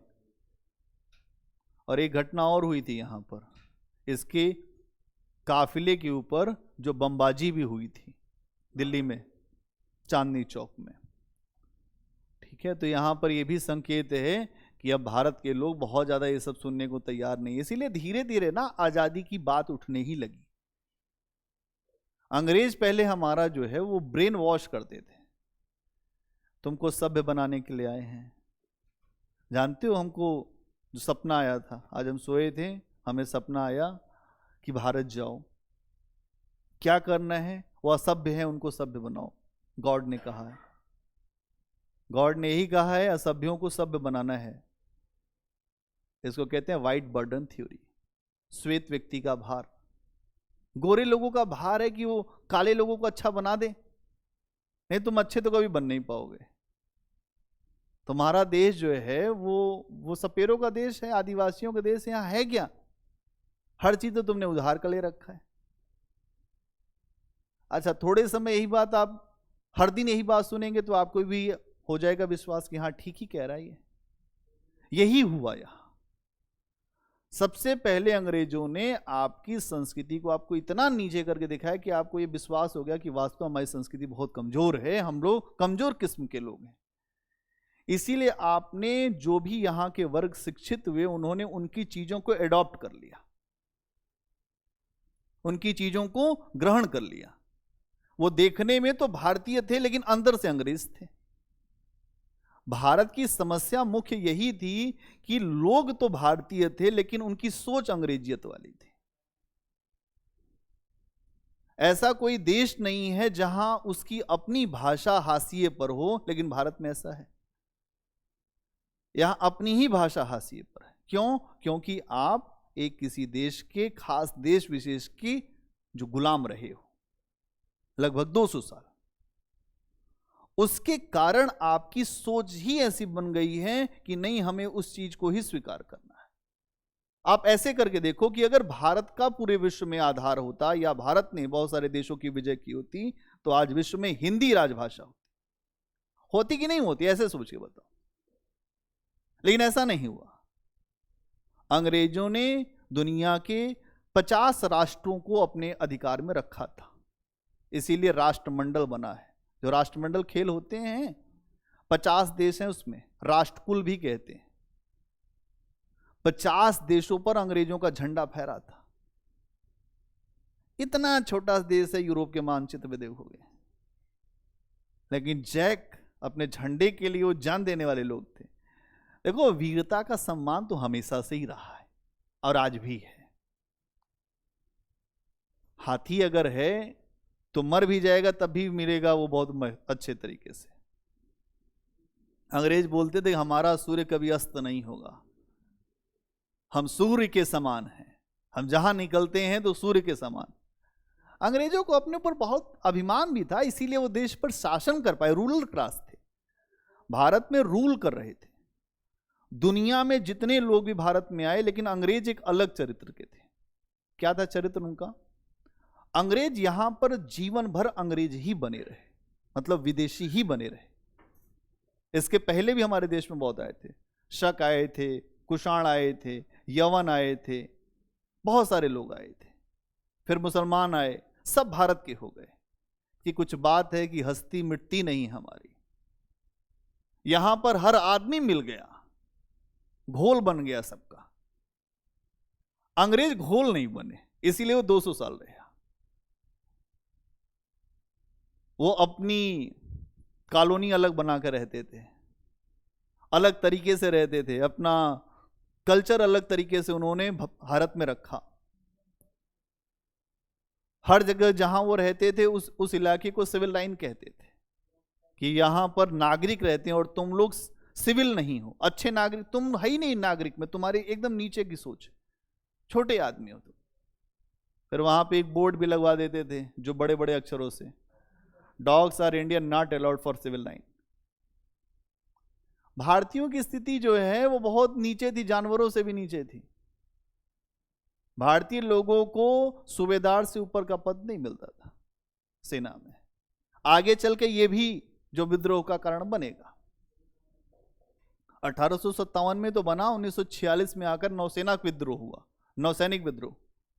वहां पर भी यही मुद्दा उठा, कपड़े, वर्दी, बराबरी का वेतन, ये सारी चीजें। और जब हम इस तरीके से चीजों को सोचते हैं तब हमको यह समझ में आता है नहीं, वास्तव में समस्या कहां है। और जब हम समस्या के मूल्य को देखते हैं तब हमें समझ में आता है कि वास्तव में हम क्या ऐसा करें कि अपने देश को सही रास्ते पर ले जाए। आप देश की आजादी की लड़ाई को ऐसे ही पढ़ते हैं इतिहास के रूप में। ये इतिहास नहीं, ये जीता जागता आपका सच है जो चल रहा है। बड़ा संघर्ष करके देश आजाद हुआ है। अगर आप महसूस कर लेंगे तो फिर इतिहास आपको अच्छे से समझ में आ जाएगा, और आप महसूस नहीं करेंगे तो फिर वैसे ही समझ में आएगा। जब तक हम संवेदना से किसी विषय को जोड़कर नहीं पढ़ते हैं, वो विषय आपको मरा हुआ लगेगा, इसमें कोई बात ही नहीं है। लेकिन जब आप ये सोच लोगे कि आपके ही पूर्वज थे जिन लोगों ने देश के लिए संघर्ष किया, जान की बाजी लगा दी, बहुत सारे लोग मारे गए, फिर आप आजाद हुए, तो यहां ये स्थिति बनी। अगर हम बात करें तो इसी समय एक और घटना घटित हो रही थी। 1914 में एक विश्व युद्ध खड़ा हुआ जिसे पहला विश्व युद्ध कहते हैं, जो 1918 तक चला। इस पहले विश्व युद्ध में अगर आप देखेंगे तो दो वर्ग थे, दो शक्तियों के केंद्र थे जहां पर संघर्ष की परिस्थितियां उत्पन्न हुई। एक वर्ग था जिसमें था ब्रिटेन, फ्रांस, इटली और रूस। अगर आप देखेंगे तो ये वर्ग था, और आगे चलकर इसी वर्ग में जापान भी जुड़ गया। मतलब दो शक्तियां हमेशा लड़ती हैं। कभी भी लड़ाई होगी तो एक आदमी नहीं लड़ सकता, दो आदमी चाहिए लड़ाई लड़ने के लिए। अगर युद्ध होगा तो युद्ध के लिए भी दो देश कम से कम चाहिए, ज्यादा हो जाए तो अच्छा ही है। तो यहां पर बहुत ज्यादा देश हो गए। इसीलिए विश्व युद्ध क्यों कहते हैं? क्योंकि ये टोटल वॉर है, समग्रता से लड़ा जाता है। युद्ध का मतलब होता है दो राष्ट्र लड़ जाएं। विश्व युद्ध का मतलब एक से अधिक राष्ट्र जब संघर्ष करते हैं तो उसको कहते हैं विश्व युद्ध। युद्ध क्यों होता है? कोल्ड वॉर दूसरी चीज है। कोल्ड वॉर हमारे नसों में होता है, अभी मैं बताऊंगा, जो दिमाग में लड़ा जाता है। इसीलिए लोग कहते हैं जब भी हस्बैंड वाइफ की लड़ाई होती कहते हैं कोल्ड वॉर चल रहा है। क्या हाथापाई वहां नहीं होती, लेकिन हाथापाई से ज्यादा की स्थितियां बन जाती। लगता है कि अब कुछ हो ही जाएगा, लेकिन होता नहीं है अंततोगत्वा, क्योंकि लड़के को भी डर है कि इस समय मामला बड़ा गंभीर है, लड़कियां बड़ी हो गई सशक्त, तो उसको कहते कोल्ड वॉर। समझ गए?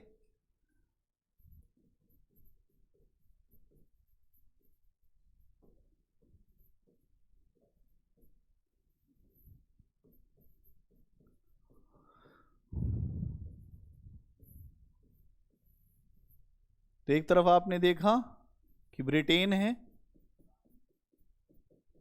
फ्रांस, रूस, इटली, जापान। ठीक है।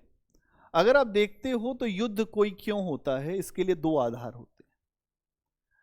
पहला आधार होता है राष्ट्रीय हित,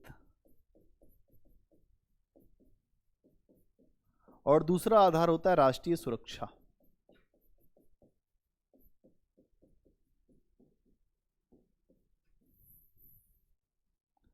यहां ऐसा क्या हो गया कि विश्व युद्ध की स्थितियां खड़ी हुई?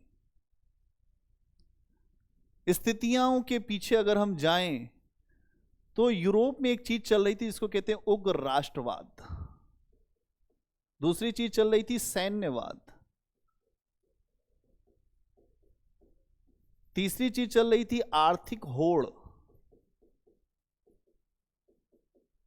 चौथी चीज चल रही थी अधिक से अधिक साम्राज्य को प्राप्त करना।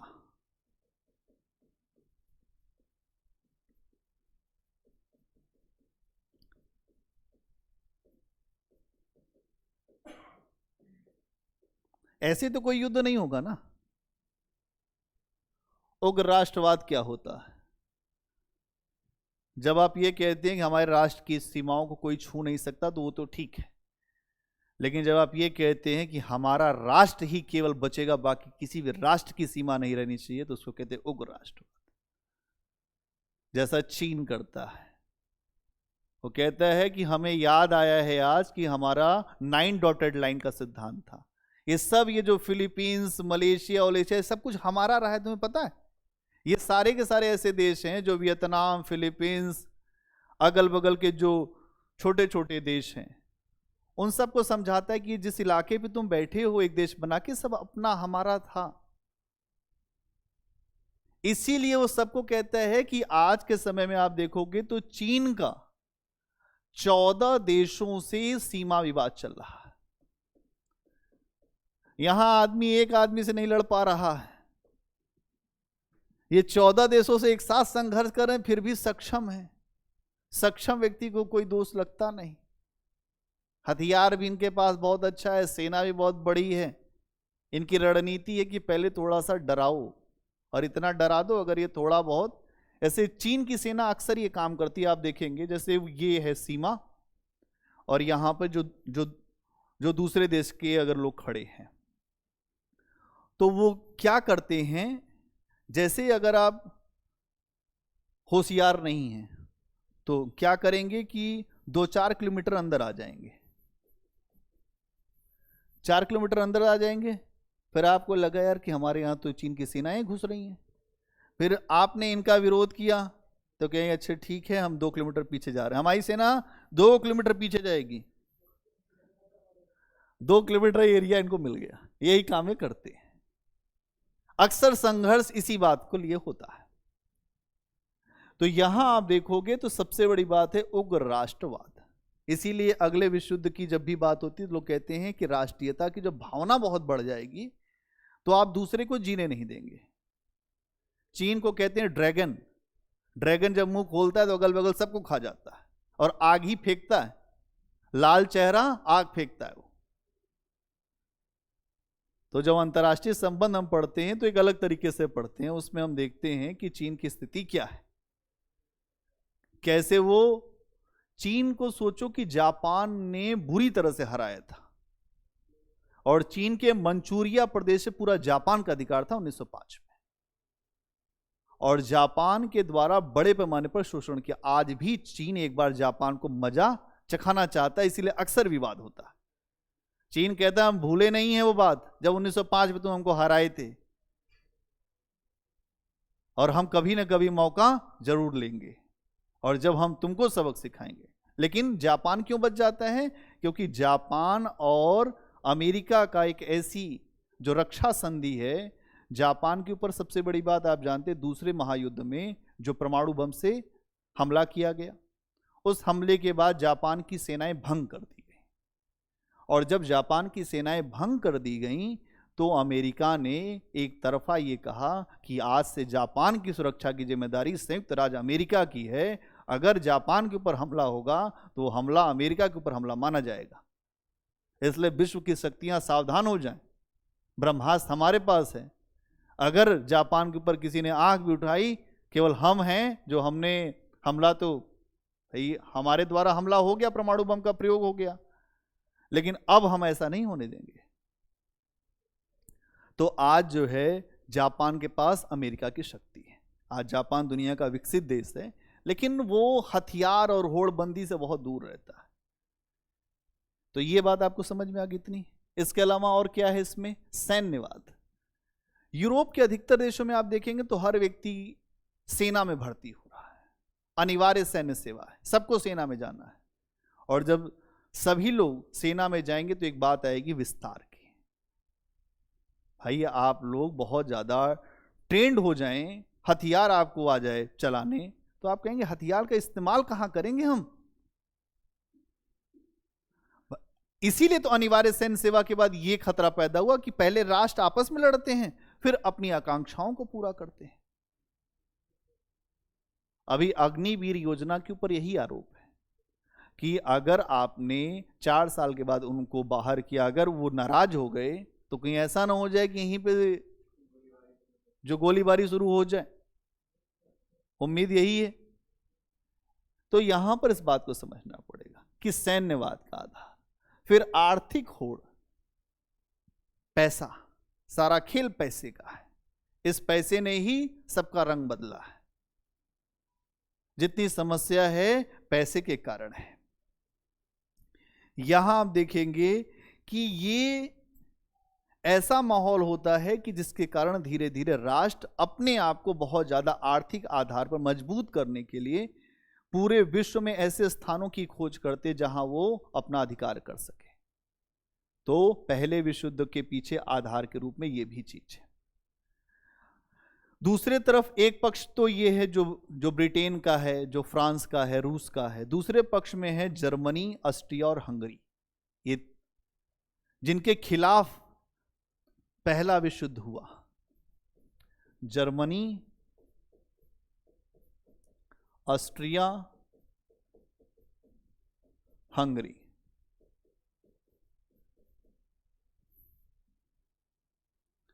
अब ये विश्व युद्ध जब हुआ शुरू तो ब्रिटेन उसमें एंगेज हो गया, एंगेजमेंट बढ़ गई वहां, भारत में मौका मिल गया थोड़ा।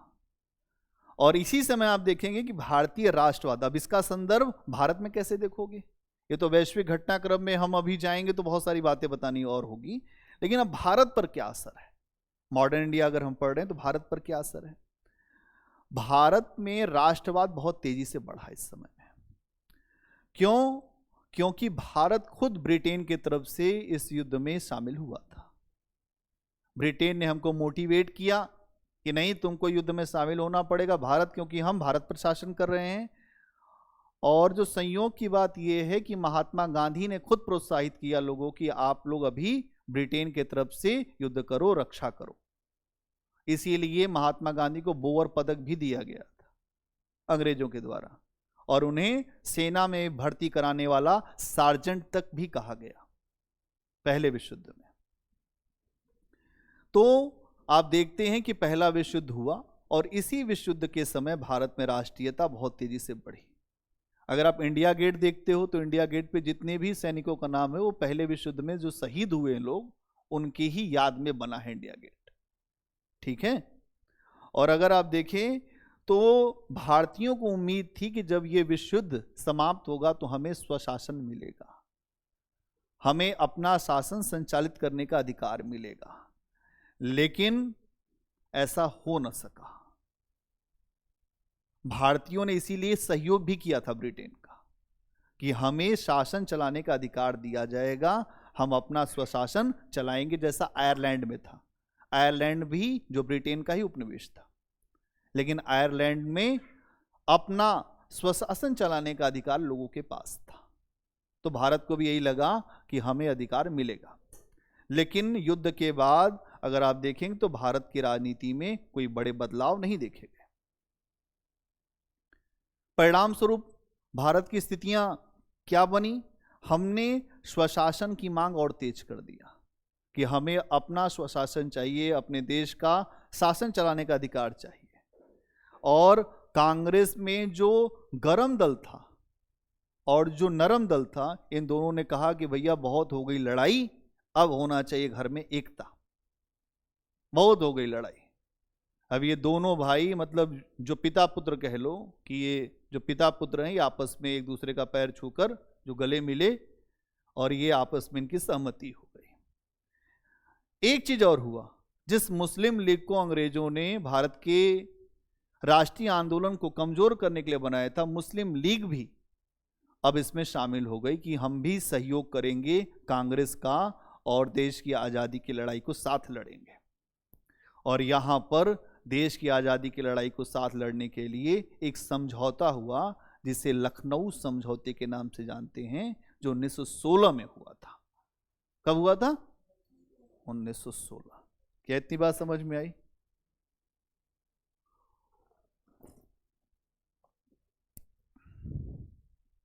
आज के लिए यहीं रुक जाओ, ठीक है।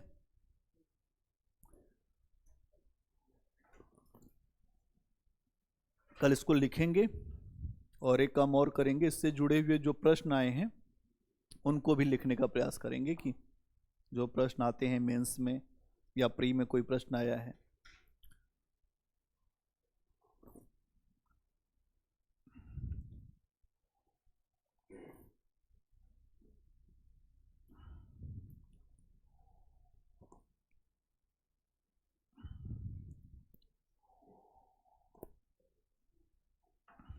एक काम आप लोगों को करना है,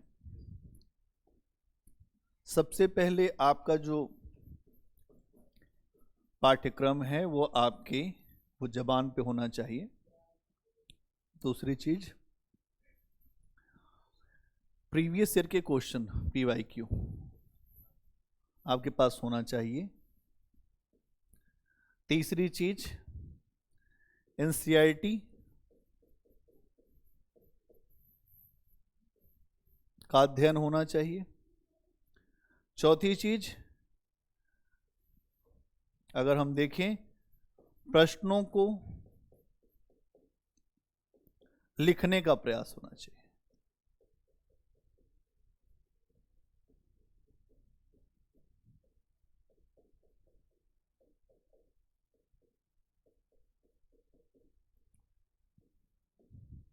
और इन सब का परिणाम है सफलता।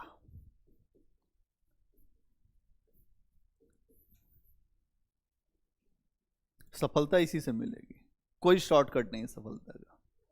कोई कहता है कोई सफलता का शॉर्टकट है तो वो आपसे झूठ बोलता है। कोई शॉर्टकट नहीं। शॉर्टकट भी उसके लिए है जिसने पूरा पढ़ा है। जिसको पूरा रास्ता पता है वही उसका शॉर्टकट भी ले सकता है। मान लीजिए कि यहां से आपको यहां जाना है, एक तो रास्ता ये है और एक रास्ता ऐसे भी है, लेकिन आपको ये रास्ता नहीं पता है तो आप इसके बारे में भी नहीं जानोगे कि इधर से भी कोई रास्ता है। शॉर्टकट उसके लिए है जिसने कुछ पढ़ा लिखा है। बड़ी बड़ी बातें बोलने से अगर आईएएस व्यक्ति बन जाता तो हर आदमी अपने आप को आईएएस ही बना देता। आईएएस बनने के लिए बोलना बंद करना पड़ेगा। अभी मौन चाहिए, बाद में बोलिएगा। लेकिन लोग क्या करते हैं, अभी बोलते हैं, बाद में मौन हो जाते हैं। भाई समाज के सामने घर से आते हैं तो शोर मचा के आते हैं। कहाँ जा रहे हैं? दिल्ली। क्या करेंगे? आईएएस देना है हल्के में। फिर क्या होता है? फिर यहाँ आते हैं, चकाचौंध है, यहाँ बहुत सारी चीजें हैं। पढ़ना शुरू करते हैं, पढ़ते पढ़ते फिर मन नहीं लगता। क्यों नहीं मन लगता? क्योंकि अभी अंदर से कुछ पता नहीं है। जब लक्ष्य साफ दिखता है तब आपका मन इधर उधर नहीं भागता, और जब लक्ष्य ही साफ न दिख रहा हो तो मन भागेगा ही भागेगा। और जब मन भागेगा तो आप भी तो बिल्कुल जो सामान्य मानव हैं, आप अपने मन के अनुसार ही जाएंगे। क्योंकि मन हमेशा अच्छा ही तो आपको अच्छे जगह नहीं ले जा सकता, वो दोनों ही काम करेगा। इसलिए सबसे पहले अपने आप को अपने अनुरूप बनाओ। अगर कोई अच्छी चीज करनी है तो पहले प्लेग्राउंड बनाओ खेलने के लिए। जब क्रिकेट का खेल होता है तो आप देखते होंगे कि सबसे पहले कोई पिच बनाई जाती है, तब खेलते हैं। अभी आपका पहला काम है कि आप अपने आप को पढ़ने लायक बनाएं। यही नहीं पता है लोगों को कि पढ़ने लायक क्या होता है। पढ़ने लायक मतलब अपने आप को बेहतर बनाएं, समझने लायक बनाएं, चीजों को अध्ययन में आपका मन लगे उस लायक बनाएं। जो चीज आपको अपने लक्ष्य के नजदीक ले जाए उस चीज की तरफ आगे बढ़े। जो आपको विपरीत करे उधर से हटें, तब जाकर कुछ हो पाएगा। नहीं तो समस्याएं बनी रहेंगी और फिर अनावश्यक दोष देते रहेंगे। किसी को दोष देने से नहीं है, सारी गलती हमारी है। कोई भी शिक्षक हो, कोई भी जगह हो, वो सब जगह अच्छी होती है, बस आप पढ़ने वाले हैं कि नहीं उस पर डिपेंड करता है। आप पढ़ेंगे तो रिजल्ट आपको कोई दिला देगा, आप नहीं पढ़ेंगे तो फिर हम तो ये मानते हैं कि फिर कोई कुछ नहीं कर सकता। फिर आपको गुरु गोरखनाथ भी मिल जाएंगे तब भी आप कुछ ना कर पाएंगे। ठीक है, सबसे बड़े गुरु वही माने जाते हैं, गोरखनाथ। उनको भी अगर आपको अवसर दिया जाए कि वही आपको पढ़ाएं आकर, कुछ होगा नहीं। चलो ठीक है, धन्यवाद आप लोगों को। ध्यान रखिए अपना, फिर मिलते हैं।